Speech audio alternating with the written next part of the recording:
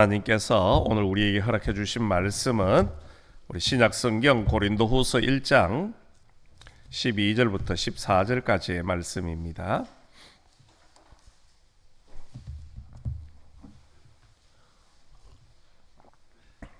고린도후서 1장 12절부터 14절까지 말씀은 제가 가지고 있는 신약성경 286면에 있습니다. 우리 찾으셨으면 한 목소리로 우리 다 같이 합독하도록 하겠습니다. 우리가 세상에서 특별히 너희에 대하여 하나님의 거룩함과 진실함으로 행하되 육체의 지혜로 하지 아니하고 하나님의 은혜로 행함은 우리 양심이 정언한 바니 이것이 우리의 자랑이라. 오직 너희가 읽고 아는 것 외에 우리가 다른 것을 쓰지 아니하노니 너희가 완전히 알기를 내가 바라는 것은 너희가 우리를 부분적으로 알았으나 우리 주 예수의 날에는 너희가 우리의 자랑이 되고 우리가 너희의 자랑이 되는 그것이라. 아멘. 오늘도 우리 수협에 오신 우리 모든 성도님들이 하나님의 은혜가 있기를 간절히 소망합니다. 우리 칠곡군 외관읍에 가면 구상문학관이라고 있습니다.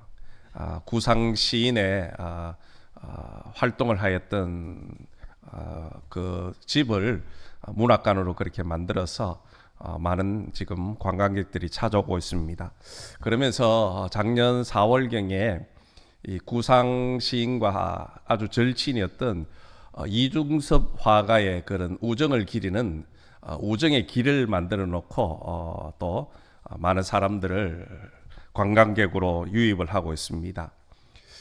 이 시인 구상과 화가 이중석 선생님은요, 그야말로 둘도 없는 그런 절친 중에 절친이었다고 합니다. 그런데 어느 날 이 구상 선생님께서 폐결핵을 앓으면서 이제 폐를 잘라내는 그런 수술을 받고 병원에 입원을 해가 계셨습니다. 이 소식이 친구들 사이에 이제 퍼지면서 그동안 구상과 가까이 지냈던 친구들이 병문안을 하나씩 다 다녀갔습니다. 그런데 아주 절친이었던 이중섭 선생님은 병문안을 오지 않는 것이었습니다. 다른 친구들은 와도 별로 반갑지가 않았는데 이 구상 시인은 중섭이가 오기를 그렇게 기다렸다고 합니다. 근데 며칠이 지나도 오지를 않는 겁니다. 구상 시인은 마음의 섭섭함도 있었고 혹 잘못된 것은 아닌가 하는 그런 또 조바심도 걱정도 생겼다고 합니다. 그렇게 며칠이 지나고 이중석 선생님이 이제 병문안을 오게 됩니다. 한편으로는 반가우면서도 한편으로는 일찍 오지 않았던 그 서운함, 그 마음에 심술을 부리며 이렇게 물었다고 합니다. 자네가 어떻게 이럴 수가 있나? 그 누구보다 자네가 제일 먼저 달려올 줄 알았네. 내가 얼마나 자네를 기다렸는지 아는가 하면서 좀 화가 나고 마음이 섭섭한 마음을 다 털어놔 버렸습니다. 그때 이중석 선생님께서 이렇게 말합니다. 여보게, 친구 병문안 오는데 내가 빈손으로 올 수 있겠나. 그래서 신선들이 먹는다고 하는 그 천도복숭아를 내가 멋있게 하나 그려서 가지고 왔네 하면서 그림을 하나, 액자를 하나 내어놓는 것이었습니다. 그러면서 하는 말이 무병장수 만수무강의 상징인 이 천도복숭아 먹고 빨리 건강을 회복하게, 그렇게 이야기를 했다고 합니다. 더 이상 구상 시인이 말을 할 수가 없겠지요. 나중에 구상 시인이 후회를 하게 됩니다. 그 과일 하나 사오지 못할 그 친구의 가난한 형편을 살피지 못하고 의심을 하고 화를 냈던 그것이 너무나도 후회가 되면서 세상을 떠나는 그날까지 자기의 서재 가장 가운데에다가 그 천도복숭아 그림을 그려놓고 친구를 그리워하고 평생을 살았다고 합니다. 여러분, 인간관계에서 가장 중요한 것은 결국 신뢰라는 겁니다. 이 신뢰가 깨어지면요, 인간관계 역시 다 깨어지는 겁니다. 그래서 신뢰는 가정과 또 직장, 또 사회 등 모든 인간관계를 이어주는, 그리고 유지하는 가장 핵심적인 요소인 겁니다. 이 신뢰를 뜻하는 영어 단어가 뭐냐면 trust라는 단어를 쓰고 있습니다. 이 단어의 어원은 바로 편안함을 의미하는 독일어 트로스트에서 파생이 되어져 나왔습니다. 다시 말해서 신뢰라는 것은 누군가를 믿을 때에 마음이 편안해진다. 그런 의미를 가지고 있다는 것이요. 내가 누군가를 신뢰한다는 것, 누군가를 믿으면요, 그만큼 내 마음이 편안하다는 겁니다. 오늘 우리가 살아가는 이 시대는 불확실성의 시대를 살고 있습니다. 또 경쟁사회 속에서 살다 보니까 자꾸만 개인주의적인 경향들이 많아집니다. 그래서 그런지 의리나 정보다는 실리를 추구하는 그런 시대가 되어져 버렸다는 겁니다.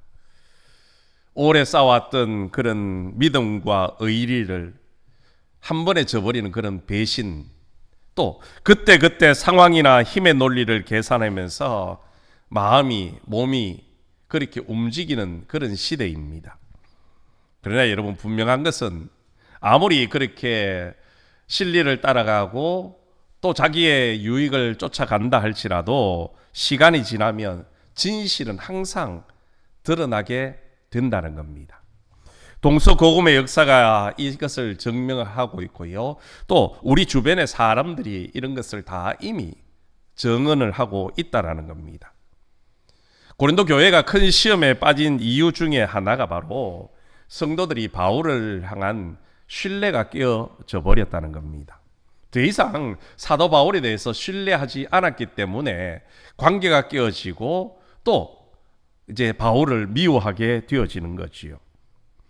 바울도 이 점을 충분히 잘 알고 있었습니다. 그는 자신이 큰 잘못을 저질렀거나 또 그렇다고 고린도 교회 성도들을 속이거나 또 자기 이익을 챙기려고 교회를 이용한 일이 없었습니다. 바울은 정말로 신앙이라는 그런 순수함, 복음이라는 그런 열정을 가지고 교회를, 그리고 고린도 교회 성도들을 사랑으로 섬겼습니다. 하지만 살다 보면 내 마음과는 상관없이 오해가 생기는 일들이 일어나지 않습니까? 그것처럼 바울과 고린도 교회 사이에도 그런 예상치 못하고 또 아무도 기대하지 못했던 그런 오해가 생겨나고 말았다는 겁니다. 이것은 오늘 우리 삶 속에도 마찬가지입니다. 우리는 선한 의도를 가지고 했는데 상대방이 그것을 오해를 해서 잘못 이해를 하고 또 그 관계가 깨어지는 경우도 허다하게 보게 되어지지요. 바울이 고린도 교회에 전했던 고린도 전서를 한번 보십시오. 고린도 전서에 보면요, 틀린 말씀이라고는 하나도 없습니다. 안타깝게도 고린도 교회에는요, 그 서신 때문에 오히려 바울과 고린도 교회 성도들 사이에 더 큰 혼란이 생겨져 버리고요, 신뢰관계가 점점 흔들리고 또 공동체 안에는 갈등과 분열이 일어나고 말았다는 겁니다. 여러분, 사람의 관계라는 것이 참 복잡하고요, 이것이 한번 오해가 얽히기 시작하면요, 좀처럼 풀기가 쉽지가 않습니다. 그렇다고 내 속을 뒤집어 보일 수도 없지 않습니까? 그러다 보니까 점점 오해는 점점 더 심각해져 가고 그런 신뢰가 무너지고 관계가 깨어지고 분열이 일어난다는 겁니다. 바울도 고린도 성도들로부터 그런 오해를 받았습니다. 오늘 본문에 보면 사도 바울은 자신이 세운 고린도 교회의 성도들이 자신을 음해하는 대적자들의 말을 따라서 자신을 향하여 비난을 하자 그것에 대해서 해명을 하고 있습니다. 당시 바울이 고린도 교회를 방문하려다가 상황이 여의치가 못해서 2번이나 취소를 하게 되어집니다. 결과적으로 약속을 2번 어긴 셈이 되어지죠. 그러다 보니까 바울을 대적하던 사람들이 이것을 약점을 삼아서 바울은 신뢰하지 못할 만한 사람이다, 믿을 만한 사람이 못 된다, 그러면서 바울을 공격하기 시작하는 겁니다. 이것뿐만이 아니었지요. 또 예루살렘 교회가 정말로 기근으로 큰 어려움을 당하고 있었지 않습니까? 그래서 바울이 고린도 교회를 향하여서 구제 헌금을 좀 보내자 그렇게 제의를 했는데 대적들은 어떻게 합니까? 바울이 그 돈을 가지고 사리사욕, 자기 욕심을 채운다라고 오히려 뒤집어 쓰면서 바울을 공격하고 있더라는 겁니다. 상황이 이렇게 되자 바울은 오늘 말씀을 통해서 자신의 진실함을 밝히고 있는 겁니다. 나는 그런 의도로, 그런 마음으로 하지 않고 있다라는 거지요. 오늘 12절 말씀입니다. 우리가 세상에서 특별히 너희에 대하여 하나님의 거룩함과 진실함으로 행하되 육체의 지혜로 하지 아니하고 하나님의 은혜로 행함은 우리 양심이 정언하는 바니 이것이 우리의 자랑이라. 여기에서 거룩함은요, 솔직함, 정직함 이것을 말하는 겁니다. 그리고 또 진실함은 사적인 욕심이 없는 순수한 마음, 그것을 의미하지요. 바울은 자신의 사도권을 부정하고 자신이 그런 사리사욕의 눈먼 살인이라고 대적하는 고린도 성도들을 어떠한 방식으로도 속이거나 또 이용하려는 생각이 없었다는 겁니다. 어떤 마음이었던 겁니까? 정직하고 순수한 마음으로 내가 너희들을 대했다는 것이요. 그래서 바울은 육체의 지혜로 하지 않았다. 내가 한 모든 말들 또 행위들은 하나님의 은혜로 행하는 일이라 그렇게 말씀을 하고 있습니다. 그러면서 뭐라고 합니까? 우리의 양심이 정언하는 거다. 사실 인간적으로 보면 바울이 자기를 비방하고 대적하는 고린도 성도들을 이렇게 정직함과 순수한 마음으로 대하고 있는 것은요, 좀 어리석어 보입니다. 그렇지 않습니까? 나는 아무 잘못도 한 것이 없는데 상대방이 오해를 해서 나에 대해서 비난하고 대적하면요, 그 사람에게 사랑으로, 그 사람에게 순수한 마음으로, 정직함으로 대하기는요 쉽지 않습니다. 고린도 교회 성도들은 자신들에게 생명의 복음, 구원의 복음을 전해준 그 은혜를요 어떻게 갖고 있습니까? 원수로 갖고 있다는 겁니다. 은혜를 베풀었더니 오히려 원수로 갚고 말았다는 것이요. 그런데 바울은 그들을 향해서 어떻게 합니까? 내가 혈과 육으로, 육체로 대하지 않았다는 겁니다. 끝까지 예수님의 가르침을 따라서 하나님의 거룩함, 하나님의 진실함으로 그들을 대하고 있습니다.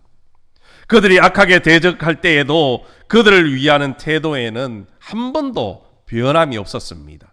이어지는 13절 말씀에 보면 오직 너희가 읽고 아는 것 외에 우리가 다른 것을 쓰지 아니하노니 그렇게 말씀을 하고 있지 않습니까? 이 말은 고린도 성도들이 바울이 보낸 첫 번째 편지를 모두가 읽었다는 겁니다. 읽고 알고 있다라는 것이요. 그 내용이나 지금 내가 너희들에게 전하는 내용이나 또 서신을 써서 보내는 그 편지의 내용이나 똑같다라는 겁니다. 예전이나 지금이나 다르지 않다는 거죠. 그럼에도 불구하고 고린도 교회 성도들은 예전에는 바울이 이랬는데 지금은 아니라고 오해를 하고 있다라는 것이요. 여러분, 본문에 보면 바울은 자신의 주장을 관철시키기 위해서 업무를 꾸민다든지 뒤에서 편을 만들어서 나를 싫어하는 사람을 해치려고 하지 않더라는 겁니다. 흔히 우리는 어떻습니까?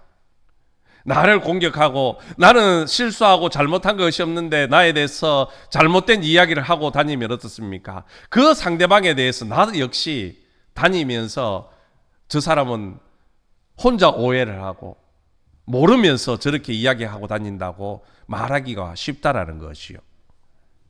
이 사람에게 가서는 이렇게 말하고 저 사람에게 가서는 저렇게 말하면서 이간질을 시키고 싸움을 시키지 않았다는 겁니다.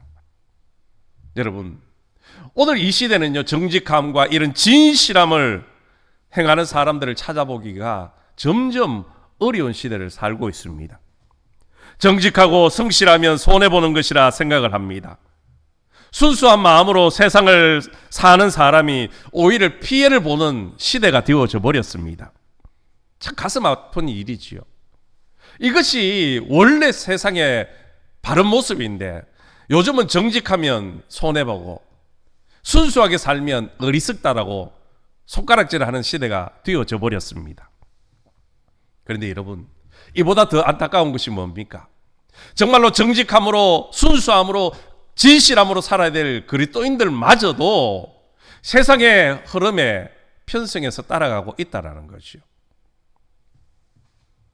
하나님을 알고 있고 하나님의 은혜를, 예수님의 사랑을 받았음에도 불구하고 거룩함은 사라져버리고 진실함도 사라져버리고 세상 사람들 똑같이 편법과 불법을 저지르고 있다는 것이죠. 풋풋하던 그런 너그러움, 그리고 정직함, 진실함, 순수함, 이 모든 것이 다 사라져 버렸습니다. 사람들의 머릿속에는요, 정말 계산기가 얼마나 빨리 돌아가는지 모릅니다. 계산기를 두드리면서 어느 편이 이익이 될까? 그것을 두드리면서 조금이라도 이익이 되는 쪽으로 마음이 돌아서고 있다는 것이요. 조금 더 양보하지 않으려고 힘을 쓰고 있다는 겁니다. 그런데 성경은 뭐라고 말씀합니까? 하나님의 성품을 따라서 정직하고 순수함으로 살라. 그것이 하나님의 법이라고 가르치고 있습니다.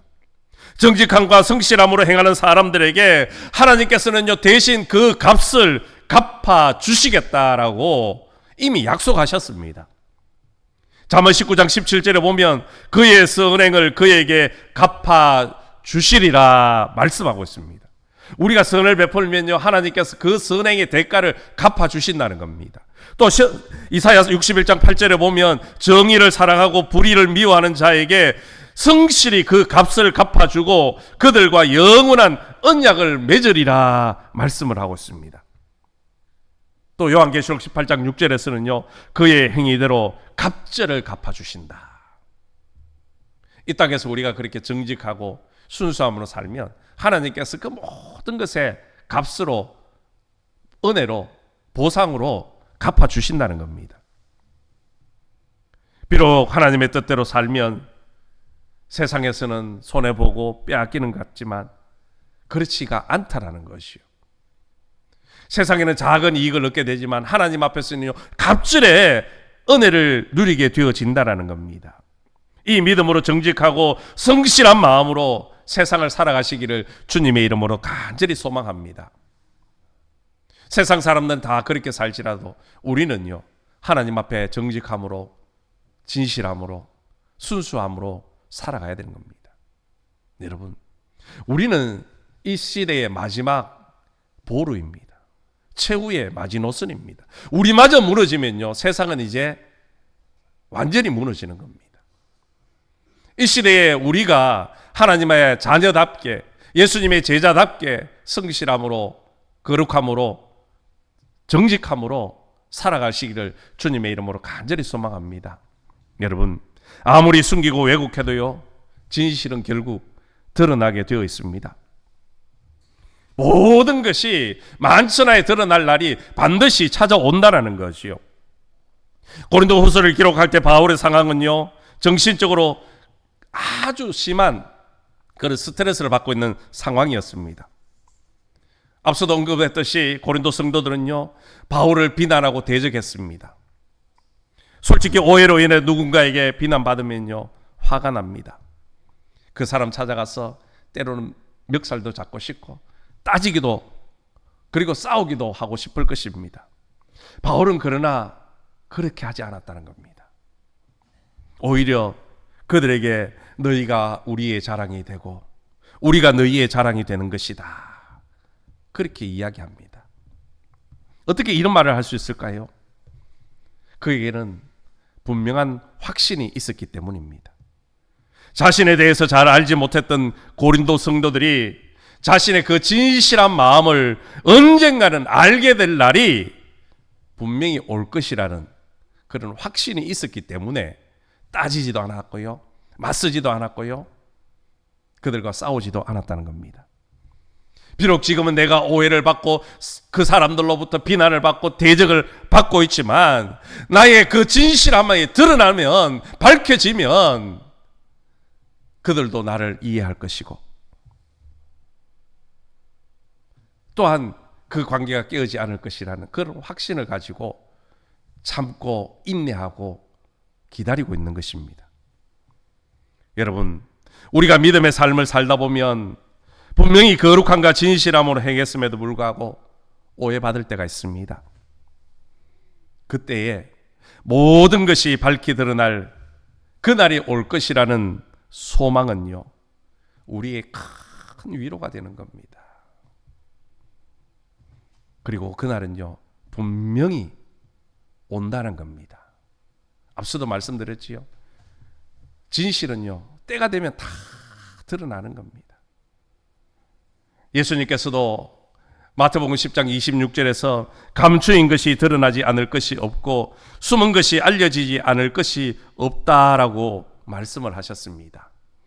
지금 당장은 아니더라도요, 하나님의 정하신 그 때가 되어지면 감춰져 있는 것들이 다 밝히 드러난다는 겁니다.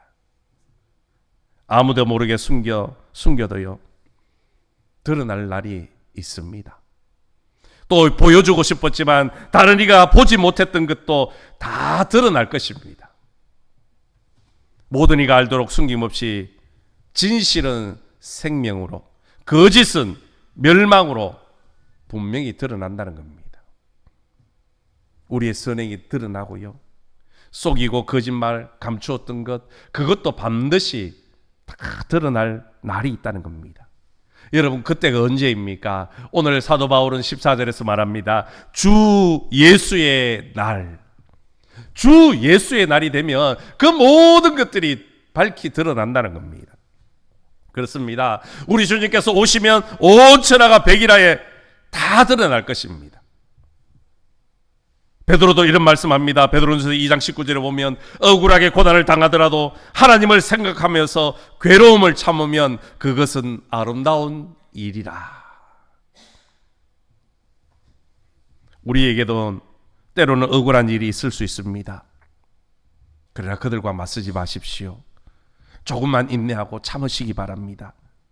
그러면 때가 되면 여러분의 진실이 드러나 기쁨과 영광이 온 세상 가운데 펼쳐질 날이 있을 것입니다.